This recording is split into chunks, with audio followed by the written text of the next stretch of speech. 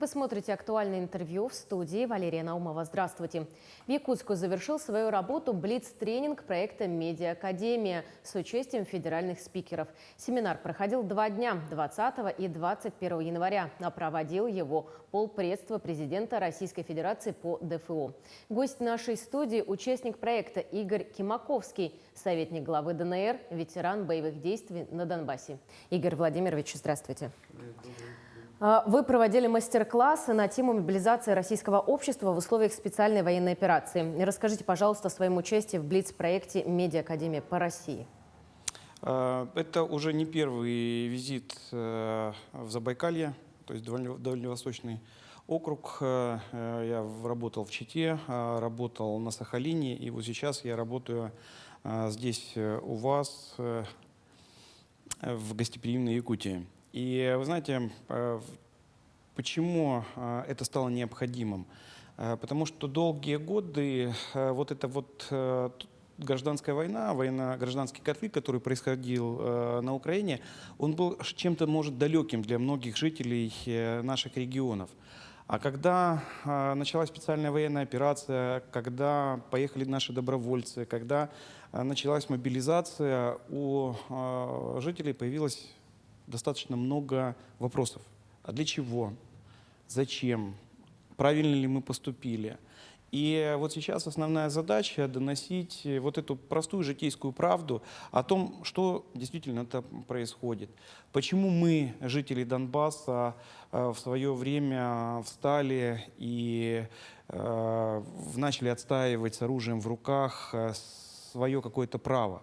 И я, например, как урожденный города Макеевки Донецкой области, проживший практически всю жизнь в России, я уехал добровольцем в 2014 году из Санкт-Петербурга, будучи директором Центра информационных технологий. То есть я занимался, в принципе, достаточно серьезной гражданской работой, научной работой, учил студентов. И когда я понял, что где-то на дальних подступах зарождается очень серьезная болезнь, которая, возможно, может поразить и наш организм, нашу Россию, да, и зная, как это делают западные спецслужбы и как они начинают оболванивать население Украины, я не мог остаться в стороне. Уже тогда, в 2014 году, я понимал, как примерно будет это все развиваться. А вообще сам гражданско-военный конфликт я еще предсказал в 2008 году, когда читал учебники, которые внедрялись в украинское образование, те мысли, которые внедрялись через эти учебники, о том, что Россия — это некий сосед, что Украина с Россией — это только вот какие-то, возможно, какие-то государства, которые просто граничат, да, что у нас нет совместной истории. А когда на Украине начали вытравлять еще и все русское, русскую культуру, когда начали запрещать говорить на русском языке, когда пошло переименование улиц и так далее, вот это все способствовало тому, что на Украине начала зарождаться какая-то совершенно своя новая история. И туда маленькими вкраплениями начали, кроме жесткого национализма, вкраплять и нацизм. А вот это уже на территории нашего общего русского мира уже терпеть было нельзя. И поэтому мы-то это поняли там раньше, потому что это было на наших границах, это было с нашими родственниками, это было рядом с теми домами, где мы живем. И поэтому мы это поняли сразу и встали.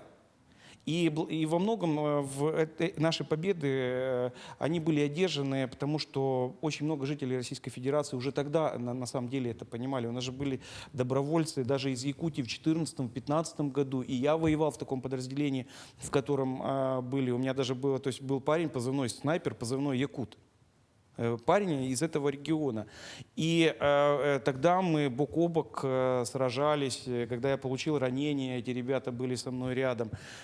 Потом у меня были какие-то другие этапы в жизни. Но тем не менее я всегда пересекался с людьми из России и с тем пониманием, что многие в России понимают те проблемы, с которыми столкнулся Донбасс. И мы тогда уже в 2014 году не только мечтали, что бы войти в состав Российской Федерации. Мы тогда уже знали, что это будет. Многие ребята, которые погибали тогда, они погибали, зная, что Донбасс будет русским. Они знали это. Вот, ну, я просто говорю, я просто со многими общался. И знаю, они мечтали всегда о России. И Донбасс всегда себя, даже в рамках той Украины, которая вот существовала последние 30 лет, Донбасс всегда считал себя русским регионом. И поэтому эту информацию надо доносить до людей. А в такой сложной ситуации что помогает определиться с выбором? Знаете, в первую очередь, наверное, система ценностей, уважение к своему государству и уважение к правильной истории этого государства.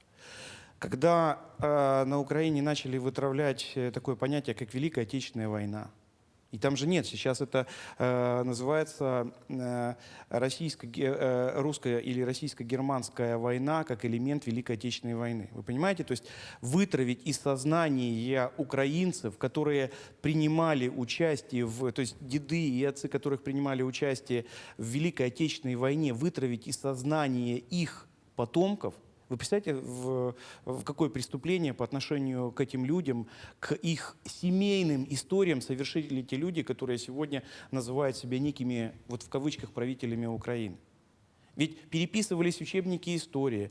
В некоторых учебниках истории на Украине часть территории России – это, оказывается, территория Украины. Да, это учебник 11 класса, выпущенный в 2019 году. Вы понимаете, то есть вот какими шагами преступными они шли вот ко всему тому, что сейчас творится на Украине. И если для кого-то, ну, например, начало специальной военной операции, это было какие-то новостные блоки, которые прошли по центральным каналам, по региональным каналам и так далее. А я 18 февраля был там на территории. Мы не смогли отпраздновать День освобождения Дебальцева. Пылала вся Светлодарская дуга, пылала в районе Золотого. То есть люди спать не могли. То есть украинцы проводили артподготовку. А перед чем артподготовку проводят? Перед наступлением. И фактически мы, имея определенные разведданные, мы их опередили буквально на какие-то считанные, что называется, часы. Я знаю, что на направлении Золотой, это луганское направление, где сейчас вот это туда ближе к Сватово, где сейчас ребята из вашего отряда «Богатырь», то есть настоящие богатыри, выполняют свой воинский долг. И они говорят, что мы воюем-то за Родину. Я вот даже сегодня общался с ними, и мы обсуждали, то есть что для них это, да, то есть для них это тоже важный элемент, и для них это мы, то есть наша Донецкая Народная Республика, для них это тоже часть России, то есть ваши ребята, они это понимают. И, естественно, когда вот мы тогда видели, что происходит, и мы понимали, что это может привести к тому, что они зайдут в Дебальцево, зайдут в несколько районов Донецка и будут говорить о каких-то победах, а при этом будут гибнуть мирные жители, потому что у нас в те времена мирных жителей гибло гораздо больше даже, чем гибло военных на линии фронта, потому что, смотрите, на линии фронта ты в блиндаже, ты в окопе, ты военный, ты подготовлен к этому. А ребенок, который выходит на детскую площадку, чем он виноват перед тем снарядом, который прилетает от 120-й, а тогда еще 120-ми минами они некоторые районы города крыли, от 122 миллиметров, от 152 миллиметрового снаряда, когда снаряд прилетает прямо на детскую площадку. Чем виноваты эти дети? Чем виноваты жители Донецка, которые выходили в магазин, которые идут на свою работу? Потому что у нас, чтобы вы понимали, у нас же предприятия, это в Донецке предприятия это продолжали работать. И когда вот у тебя на глазах все это происходит, с этим же что-то надо делать. И в конечном итоге, и я считаю, что президент Российской Федерации поступил правильно, когда сначала подписали, ведь мы же показывали, ребята, не переходите эти линии. Ведь сначала же был подписан договор о дружбе. Понял это Запад? Нет. Мы предъявили им определенные, то есть Россия предъявила определенный документ в декабре. Лавров предъявил миру, да, что не переходите, пожалуйста, эти крайние линии, потому что мы же с вами договаривались. Мы же с вами договаривались в 90-е годы, о чем-то договаривались. Нет, они это перешли. То есть они думали, что Россию можно нагибать сколько будет им угодно. А оказалось не так. И оказалось, что жители Донбасса в какой-то степени и способствовали тому, что Россия начала отстаивать свой суверенитет на дальних подступах. Ведь в буквальном смысле с Донбасса все это и началось. То есть когда Россия начала ощущать себя суверенным государством. И даже журнал «Родина» — это журнал, который работает с российской газетой, то есть это учрежденная администрацией президента Российской Федерации. Ведь выпустили спецвыпуск «Донбасс. Сердце России». Почему «Донбасс. Сердце России»? А потому что у русского человека, воспитанного в русской культуре, сердце там, где душа, а душа всегда там, где болит. И поэтому Донбасс — это сердце России сегодня. Это вот какой-то новый центр, который будет способствовать вот этому возрождению России. И мы там в это верим. И вот это является неотъемлемой частью вот того духа нашего воинства, которое на протяжении 8 лет воевал. И сейчас рука об руку с ребятами со всех регионов Российской Федерации. И мы там никогда, в принципе, друг друга не разделяли. Да? То есть мы всегда были братьями, которые рука об руку в окопах, в блиндажах, на линии фронта, в лесопосадках, в городах, мы выполняли, в принципе, одну ратную работу. Мы защищали русский мир. Мы защищали Россию, великую Россию. И я благодарен судьбе, что вот мне выпало счастье, что мой родной Донбасс стал частью чего-то великого, частью России, которая теперь для нас большая Родина. И мы там все говорим о том, что слово «Родина» надо писать всеми заглавными буквами. Мы там, в Донбассе, так говорим. Игорь Владимирович, вы занимаете должность советника главы ДНР. Расскажите, пожалуйста, что входит в ваши обязанности? Ну, на самом деле, когда идет война, ты занимаешься всем, что поручат. Потому что не бывает, это моя тема, там не скажешь, моя тема или не моя. Но вот последние 3 года я как раз занимался в рамках информационного противодействия.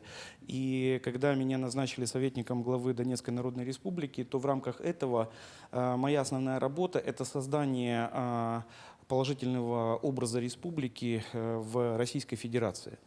И это работа с федеральными, работа с региональными СМИ, для того, чтобы люди как раз понимали, доносить вот эту вот правильную информацию не от какого-то виртуального лица, да, а от лица, которое непосредственно принимает участие в событиях. Ну и, естественно, для всех нас это война, для всех нас это и поле боя, и мне посчастливилось участвовать во многих операциях, и спецоперациях, и гуманитарных операциях в городе Мариуполь, участвовать в выводе гарнизона Азовстали. То есть, ну, что называется, и мечом, и оралом мы там работаем, каждый на своем месте. То есть мы занимаемся там, в принципе, все, что сегодня необходимо республике. Надо, и оружие возьмем в руки. Надо, будем выращивать хлеб. Игорь Владимирович, спасибо вам большое, что пришли, ответили так подробно на наши вопросы. Я вас благодарю. Всего доброго. Ну, я напомню, что вы смотрели актуальное интервью. Всего доброго.